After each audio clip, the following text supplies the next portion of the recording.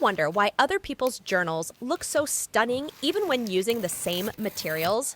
Don't worry, we'll share 4 tips to help you become a master in the world of journaling. First, consistent style.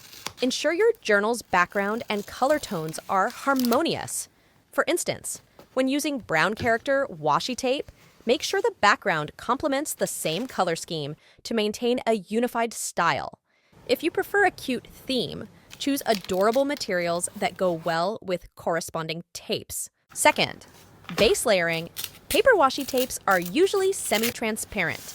While they look beautiful on white paper individually, they might reveal the underlying color when layered. In such cases, stick the tape on white paper first and then cut it out. Third, color coordination. Many journals lack appeal due to poor color coordination. A beginner-friendly approach is monochromatic pairing, choosing similar colors in the same design loop for collage, making it simple and less error-prone.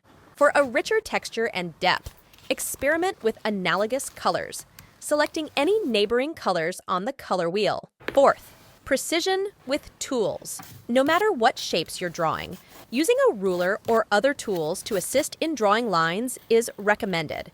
This makes your journal look more refined and aesthetically pleasing.